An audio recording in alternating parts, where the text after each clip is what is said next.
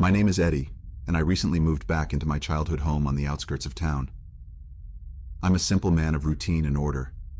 Life was straightforward and comforting. I enjoyed the freedom of living alone. Yet lately, something had changed. The once comforting stillness of my home had been subtly yet noticeably disrupted. A rustling in the walls, the faintest echo of whispers, unidentifiable sounds from the attic late at night. I tried to tell myself it was the old house merely asserting its age, the wind, the squirrels perhaps. Yet the anxiety, always present in me, now chose to amplify these doubts, turning them into fears. One evening, I was sitting in my armchair, a thick book of puzzles in my lap, trying to lose myself in the labyrinth of crosswords and Sudoku. The antique clock in the corner of the room struck 9, its ringing notes reverberating through the silence of the house. That was when I heard it, a soft thump. It was as though someone had dropped a book on the floor in the room above me. I froze, my heart pounding in my chest. Slowly I rose from my seat, my eyes riveted on the ceiling. I moved towards the staircase, my heart in my mouth, and then stopped. It was absurd. This was an old house. Old houses made noises. Yet it happened again and again. A rhythm started to form like footsteps, muffled yet distinct. I could no longer convince myself it was just the old house settling. Taking a deep breath, I climbed the stairs, my hand trembling slightly on the banister. As I stood outside the closed door of the attic, the noises had stopped. I pressed my ear against the cold wooden door, straining to hear anything, but there was nothing. Just silence. A voice in my head screamed at me to leave it alone, to go back downstairs and forget about this nonsense. But I couldn't. I had to know. I turned the doorknob, bracing myself for whatever may lie beyond. The attic was empty, save for the dust-covered boxes and old furniture shrouded in white sheets. I switched on the light, its feeble glow barely piercing the gloom. As I made my way through the cluttered space, my eyes fell upon something odd, a plate with what looked like the remains of a sandwich, the bread now molding, and a glass half full with cloudy water. Had I left this here? I didn't remember. In fact, I rarely ventured up here. Suddenly, the hairs on the back of my neck stood up. The stillness of the attic felt charged, as if I was no longer alone. I spun around, but there was nothing to see. I was alone. I had to be. I hurried back downstairs, locking the attic door behind me. As I sat back down in my armchair, my book of puzzles now completely forgotten, I couldn't shake off the feeling of unease. I wasn't alone. I didn't know how I knew, but I was certain. In my own home, my fortress of solitude, someone or something was with me, unseen but not unfelt. And the most horrifying part was the growing realization that they had been here for a while, living alongside me, in the shadows. This understanding didn't come with a sense of resolution, but instead, it unveiled a new layer of dread, a new question. Who was living in my house, and what did they want with me? Sleep eluded me that night. Each sound, each creak, each rustle seemed to be amplified, echoing ominously through the silence of the house. The anxiety that always hummed quietly in the background of my mind had now taken center stage, its notes striking fear into my heart. The following morning, I woke up bleary-eyed and weary. The sunlight streaming in through the windows seemed out of place in the otherwise grim atmosphere of the house. I mechanically went about my morning routine, but every now and then, my gaze would drift towards the door leading to the attic. My day was spent in a state of perpetual unease. The house felt different somehow. It wasn't just the noises, the feeling of being watched. It was the little things. Objects not where I left them, food items disappearing from the fridge, the soft scent of a different soap in the bathroom. Subtle signs that someone else had invaded my space, my sanctuary. I decided to call my friend Robert. He was a police officer, and more importantly, he was rational, logical, a firm believer in facts and evidence.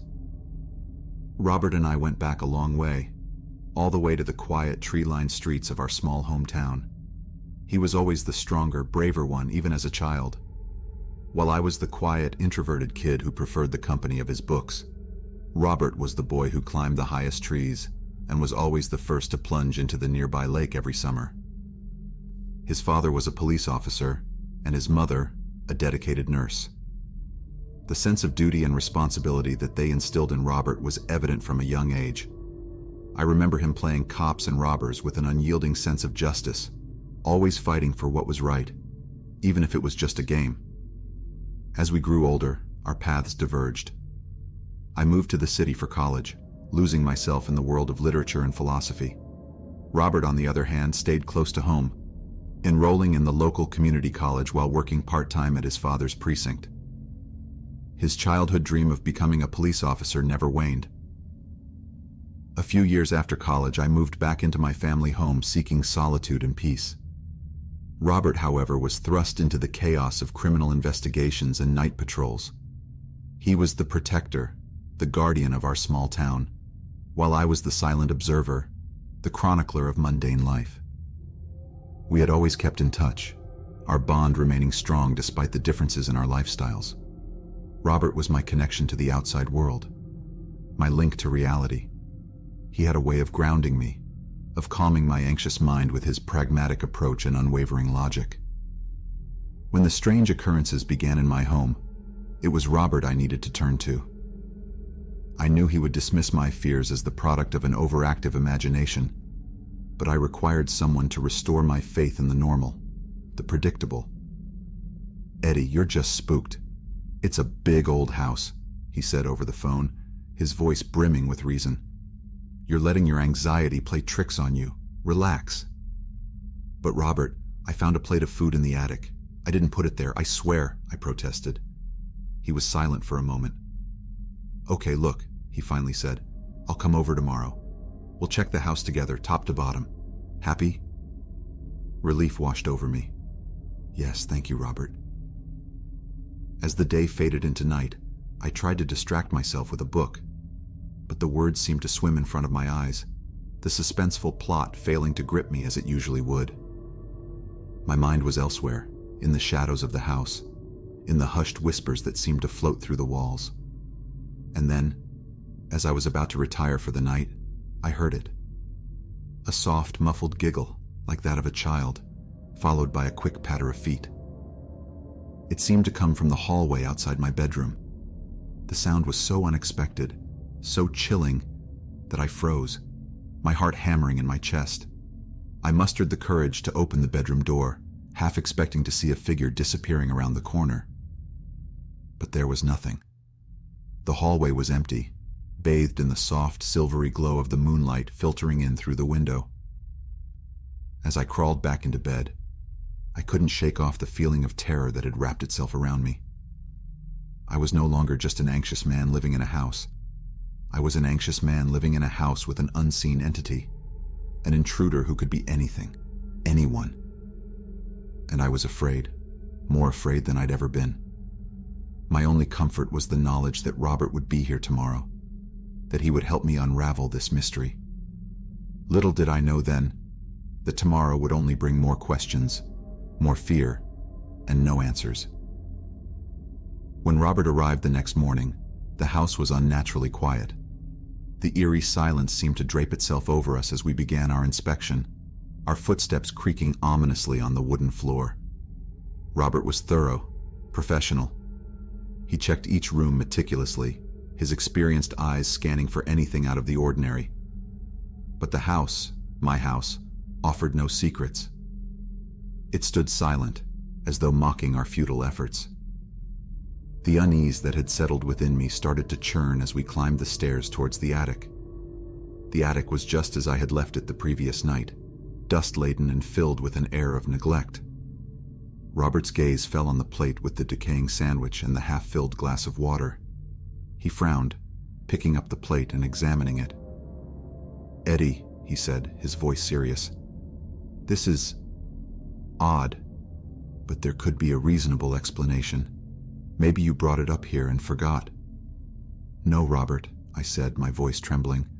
"I haven't been up here for months until yesterday." He was silent for a moment, then said, "Well, we need to consider all possibilities. Let's finish checking the rest of the house." We continued our search, but it yielded nothing more. Robert suggested setting up a few hidden cameras around the house, especially near the attic. I agreed, grateful for his support, even though his rational explanations did nothing to alleviate my fear. That night, after Robert left, the house felt even more ominous. The usual background noises seemed to be replaced with an unsettling quiet, as though the house was holding its breath, waiting. I barely slept, my mind filled with terrifying possibilities. The following morning, I found a note on the kitchen table. My heart pounded as I picked it up. The handwriting was jagged, frantic, and the message was simple, yet terrifying. Don't look for me. The fear I'd been feeling morphed into pure terror. I immediately called Robert, my voice shaking as I told him about the note. He arrived within the hour, his face grim as he examined the note. "This is serious, Eddie," he said. "We need to check the footage from the cameras." Together we reviewed the recordings. The footage showed nothing out of the ordinary until around 2 a.m., when the camera in the hallway captured a shadowy figure emerging from the attic, moving stealthily towards the kitchen. We watched in stunned silence as the figure moved around the kitchen and then left a note on the table. The figure was too obscured to make out any details, but it was clear that there was someone else in the house. Robert looked at me, his face pale. "Eddie, I think you have a squatter. Someone's been living in your house without your knowledge." The reality of his words hit me like a punch to the gut. I wasn't imagining things. There was someone in my house. Someone who didn't want to be found. As night fell, I was filled with a sense of dread. The house was no longer a sanctuary, but a trap, a maze with an unknown entity lurking in its shadows.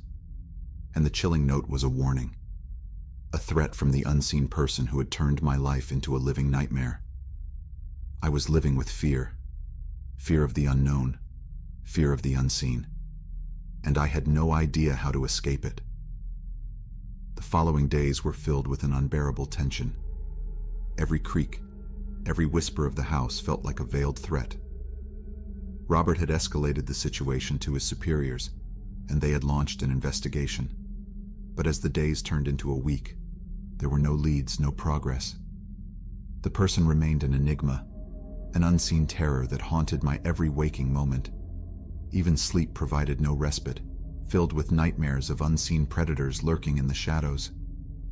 The house seemed to grow darker, its corners more menacing, its silences deeper. One evening, as I was attempting to lose myself in a book, I heard a soft sound, like a whisper, coming from the wall behind me. It was a low, barely audible hum, but it was enough to send chills down my spine. I turned around, my heart pounding. "Who are you?" I asked, my voice shaking. "What do you want from me?"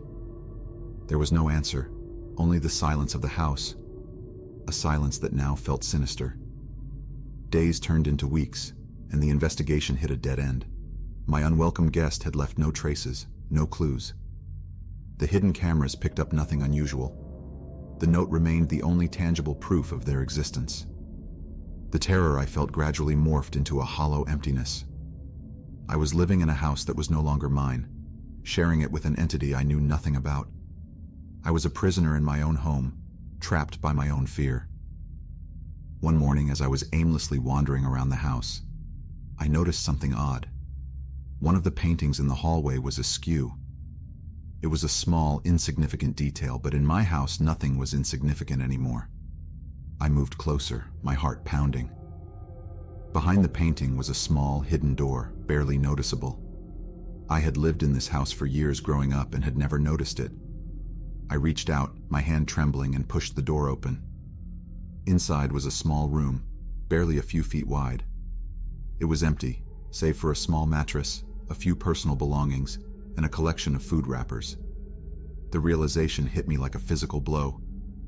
This was where they had been living, hiding, right under my nose. The room offered no answers, only more questions. Who was this squatter? Why were they living in my house? And where were they now? The police were called in, and the room was inspected, but it offered no further clues. The person had disappeared, leaving behind an empty room and a terrified homeowner. As I sit here now, in the silence of my house, I am no longer just an anxious man. I am someone living in constant fear, in a place that is no longer a home but a haunting reminder of the terror that once lurked within its walls. The intruder might have gone, but their presence lingers, a shadow that has tainted my home. I don't think of myself as a victim. I'm just an ordinary man caught in an extraordinary situation, living in a house that held a sinister secret. A secret that changed my life. Forever.